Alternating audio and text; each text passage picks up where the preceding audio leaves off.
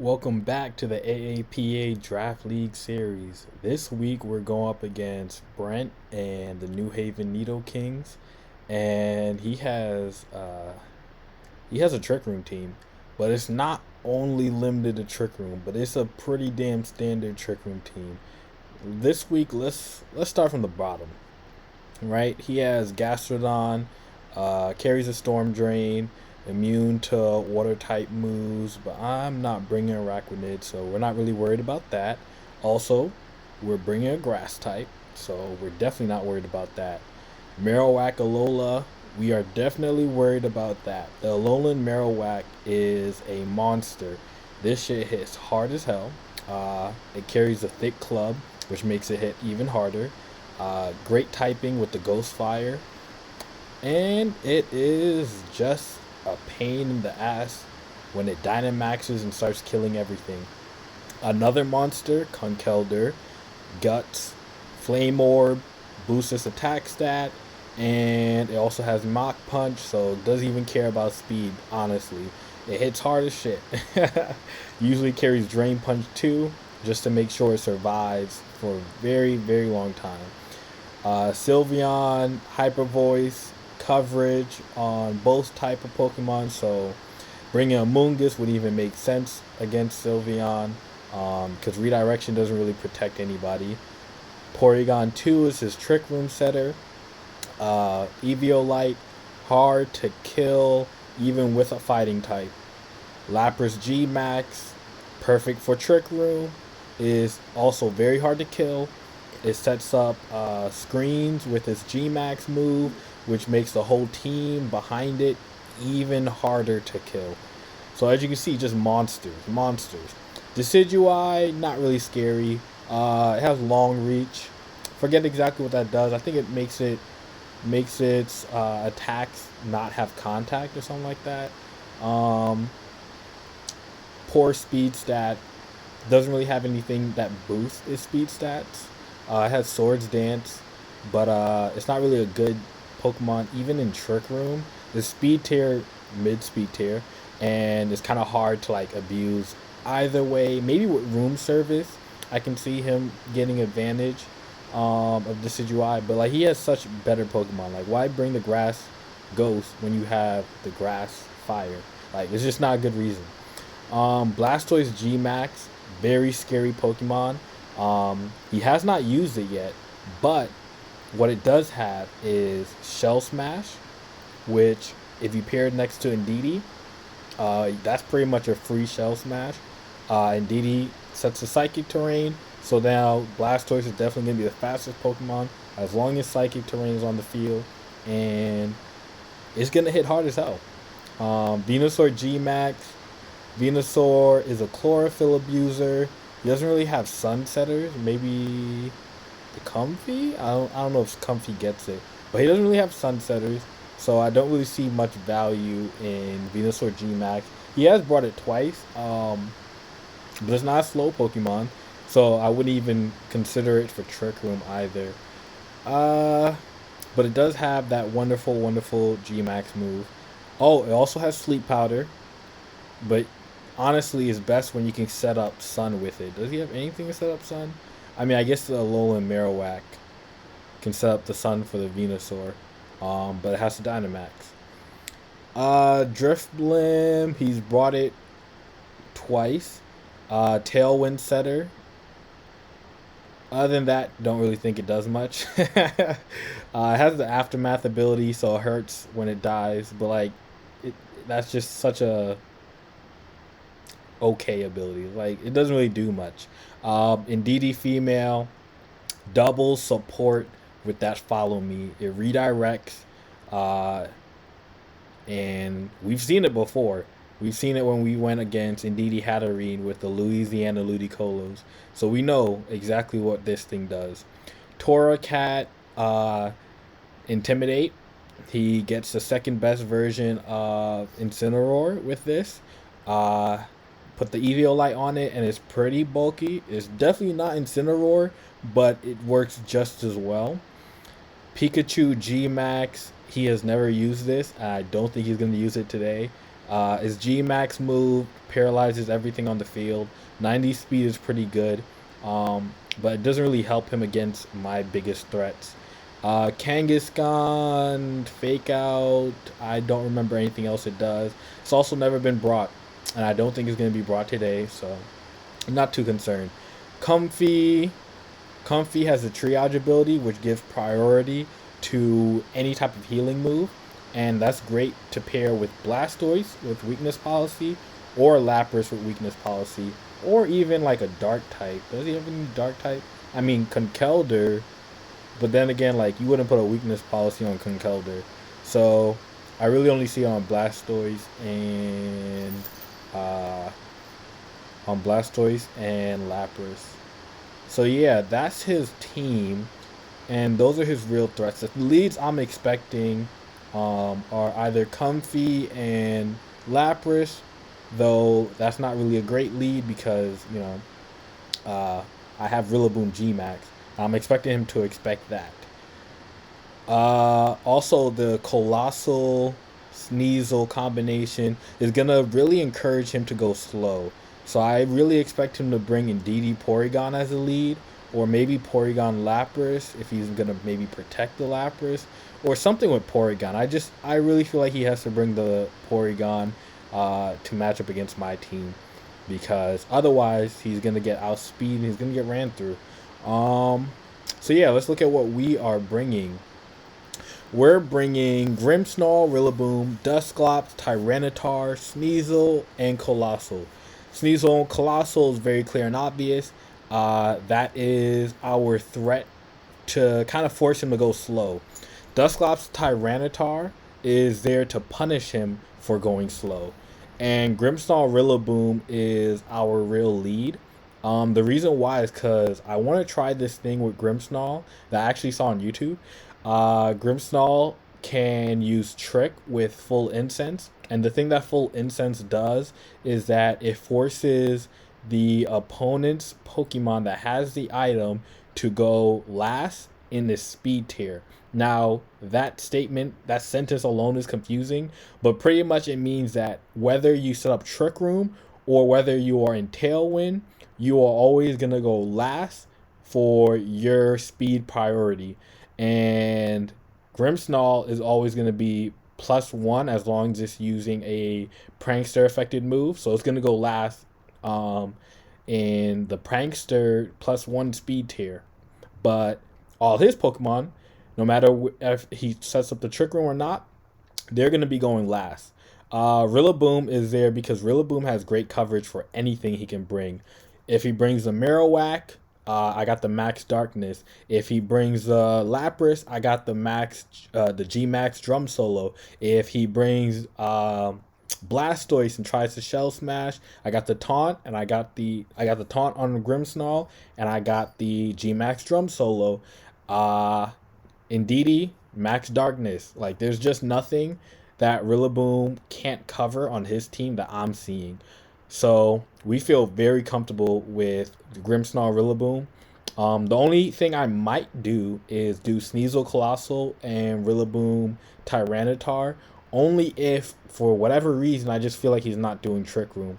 But yeah, I think this is our lead, and I think we're gonna have a real interesting game, and hopefully I get to use that Bulldoze Lash Out combo with the Dusclops Tyranitar. All right, so we're going up against Brent. He has a Trick Room team, so we're gonna see how this goes. Let's give him. I don't have the other one. Let's use this one. Let's go with that. All right. I'm expecting him to either bring. Let's see if he brings Indeedee. If he brings Indeedee, then we have a slight issue. All right, Indeedee, Porygon, expected. We're gonna bring Rillaboom to handle that. And the question is, should we do Grimmsnarl or Dusclops? If we do Dusclops, we can reverse the Trick Room immediately. If we do Grimmsnarl, we can kind of like affect the screen. such a hard decision.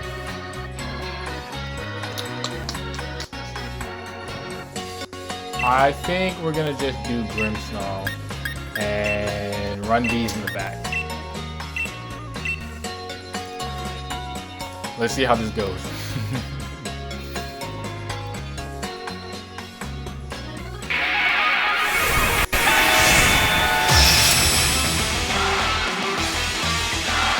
That face card is incredible. Our best situation is Porygon, Lapras. Hey, love to see it.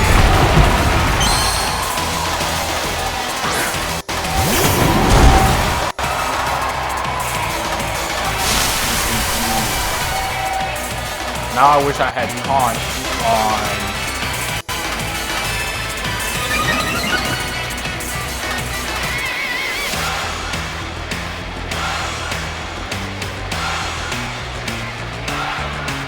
The question is,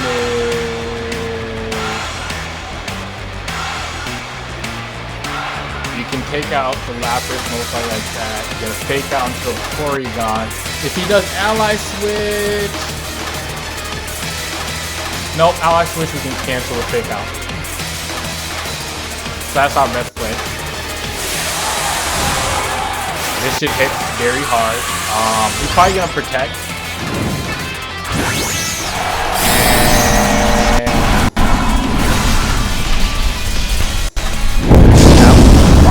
Doesn't protect, this is a knockout.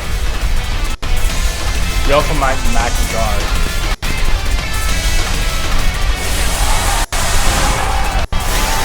Yep, he's gonna max guard.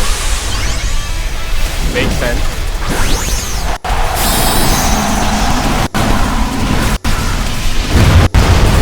Unless he does a max into me. That would be kind of unexpected. I think he wants some speed. Alright, maybe no max guard? Oh, he's confident. Maybe this is a very, very, very tanky Lapras. Nope, it's not. A little overconfident. Alright, so this works out in our favor. We got the Trick Room handled.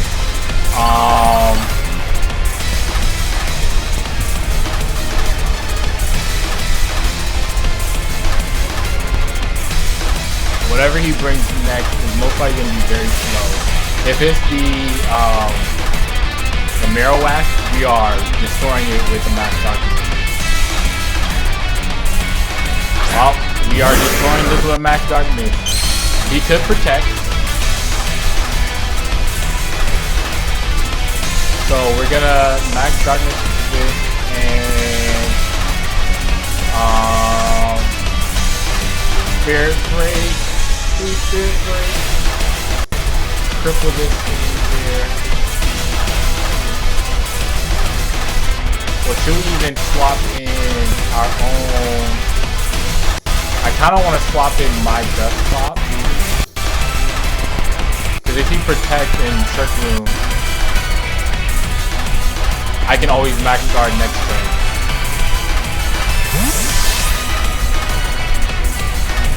Part of me wants to triple Porygon, because it's just going to be annoying. Yep.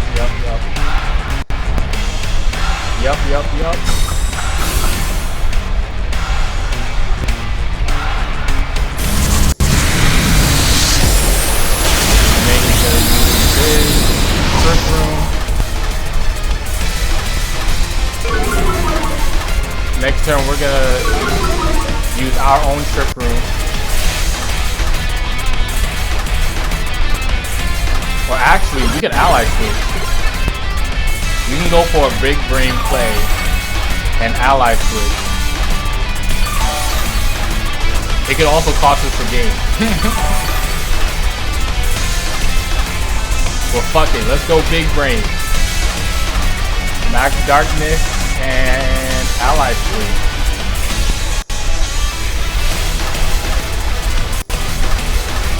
He might expect us to reverse the Trick Room, which would make a lot of sense. Or we could easily have just max guarded. Alright, boom. Big brain play paid off. Unless he doubled into it. Yes, he did not double in. Big brain play. Beautiful. Beautiful. Alright. That has secured us a good lead. We haven't won yet. Our Dynamax is over. The Porygon is still there being Porygon. We have Conkeldurr. The good thing about Dynamax being over though is we have priority. Now the question is it more valuable to reverse Trick Room?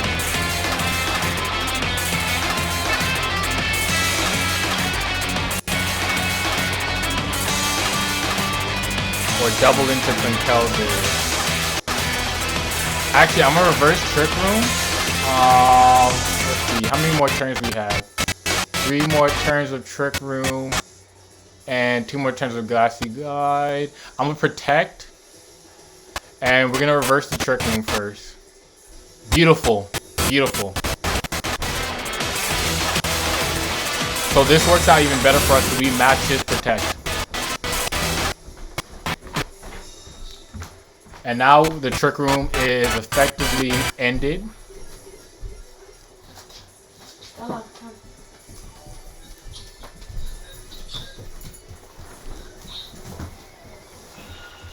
Bad news, he has that. Let's just double into this.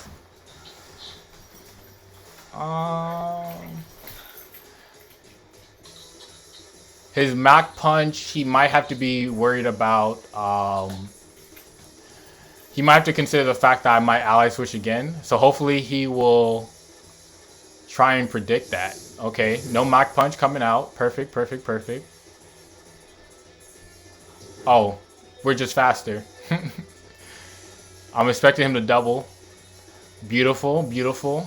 The ally switch is is living rent free in his mind right now. It's really doing the ally switch things. It's doing the ally switch things. So now he's in range. We don't even have to be concerned too much. The Nightshade will knock him out. We don't want to swap out. I don't think so. Let's run another protect. Because he might protect too. So if he protects, then boom.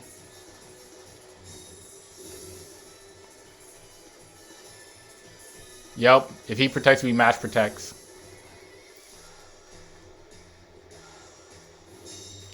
Perfect, perfect, perfect. Now we're once again in the same situation.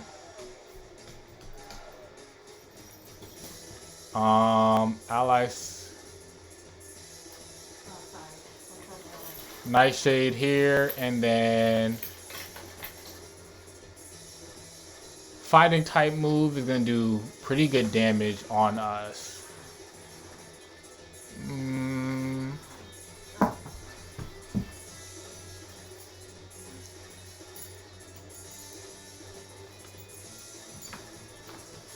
Oh, you know what I can do? Let's bring out our Tyranitar, get the weakness policy off.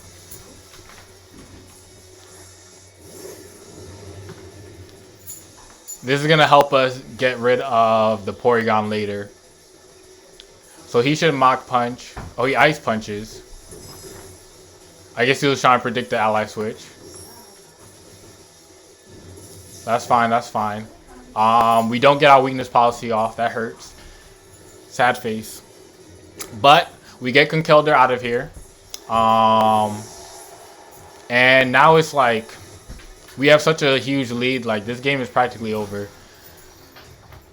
But we're gonna go and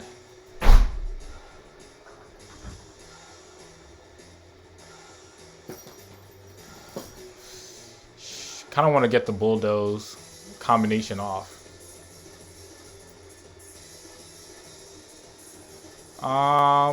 It's pretty much over though.